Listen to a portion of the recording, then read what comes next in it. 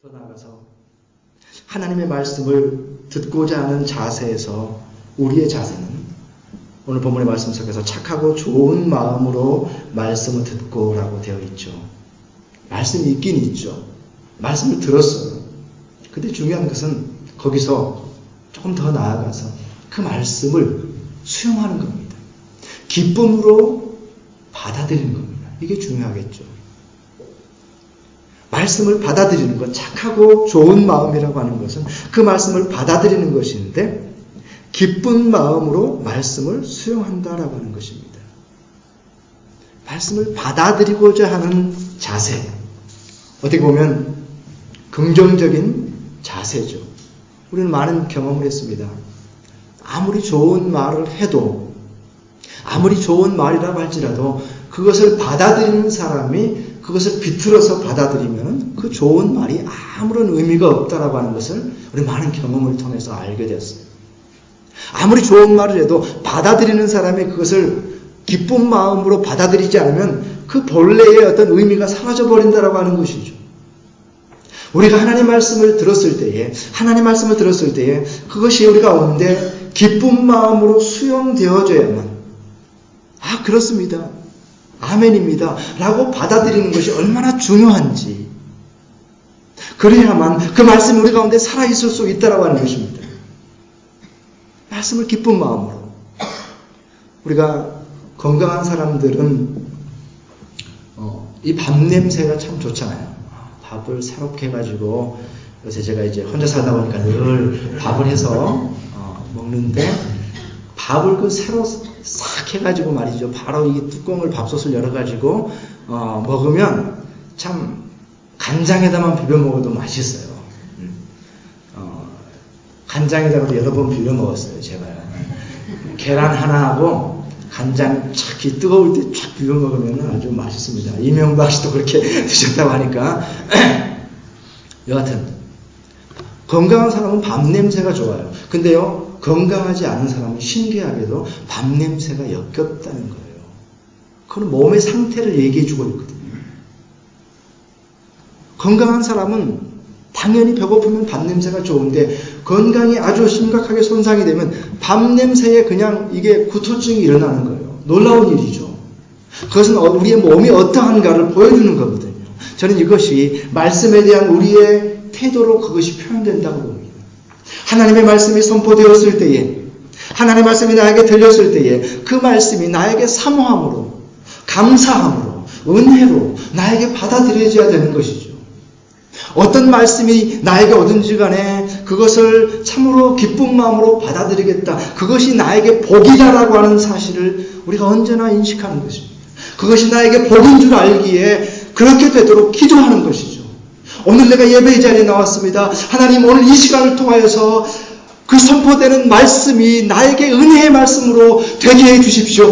그래야만 내가 살겠습니다. 그래야만 내 안에 말씀이 살겠습니다라고 하는 마음으로, 우리가 사모하는 마음으로 말씀을 대해야 되는 것이죠. 모디는 참 성경을 사랑했던 사람인데 사람들이 물었습니다. 당신이 그렇게 사랑하는 성경, 그것이 어떻게 하나님의 말씀인 줄 확신할 수 있습니까? 우리에게 좀 대답 좀 해주십시오 라고 말했을 때 모디가 간단한 말로 대답했지 않습니까? 하나님의 말씀인 이 성경이 나에게 날마다 호소하기 때문이다. 그 말씀이 그저 지나치는 말씀이 아니죠. 말씀을 열고 읽었더니 그 말씀이 나에게 호소하는 거예요. 너무나도 호소력이 있는 겁니다. 너무나도 감동이 있는 겁니다. 그 자체가 은혜이고, 그 자체가 감사이고, 감격이고, 은총이었습니다. 그렇기 때문에 나는 이것이 하나님의 말씀입니다라고 말할 수 있었다라고 하는 것이죠. 그 말씀 자체가 호소하기 때문에. 우리가 어떤 말씀을 열든지, 어떤 말씀을 듣든지 하나님 앞에서, 그렇습니다, 주님, 이것이 하나님의 말씀입니다. 지금 이 시간에 우리에게 주시는 말씀이군요 라고 말할 수 있다면 그것이 복이라는 거예요. 그것이 우리를 그리스도인으로서 건강하다라고 하는 표시가 된다라고 하는 것이죠. 근데 우리는 사실 너무 순진하게 살다가 많이 좀 당한 경험이 있잖아요.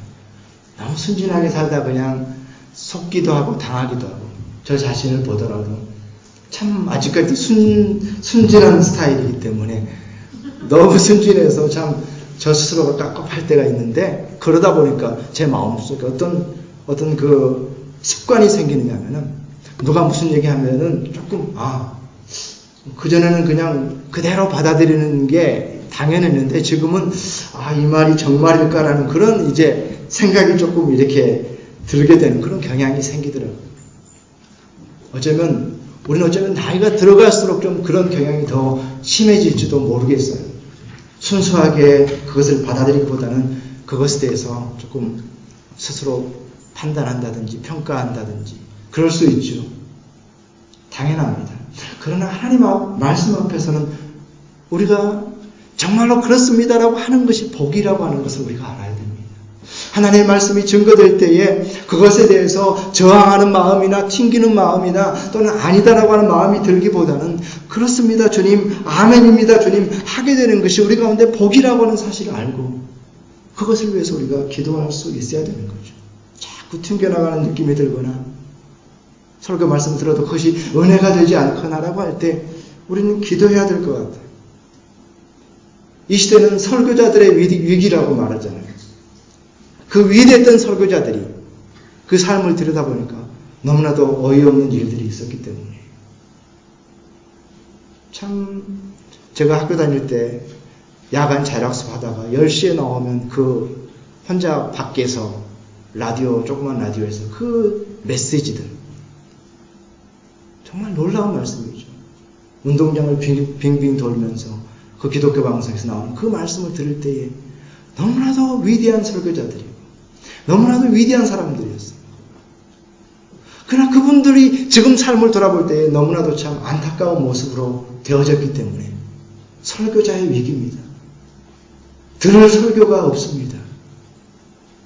그런데요, 설교자의 위기는 동시에 듣는 자의 위기라고 하는 것을 알아야 됩니다.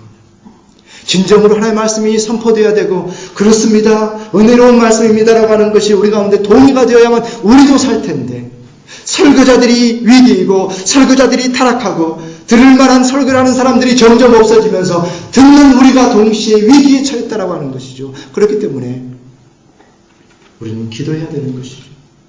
하나님, 오늘 주시는 말씀을 통해서, 오늘 설교하시는 목사님을 통해서 하나님의 말씀이 증거될 수 있도록, 그것이 기쁜 마음으로 나에게 아멘으로 수용되어질 수 있도록 하나님 인도해 주십시오. 설교자를 축복해 주십시오. 목사님을 붙들어 주십시오. 기도해야 되는 것입니다. 예배 자리에 나와서 말씀을 듣고 설교를 들음에도 불구하고 거기에서 하나님의 말씀이 발견되지 않는다고 한다면 우리가 참으로 안타까운 마음으로 기도해야 되는 것이죠. 우리가 하나님의 말씀을 아멘으로 받아들일 때에만 우리 속에 하나님의 말씀이 살아있을 수 있기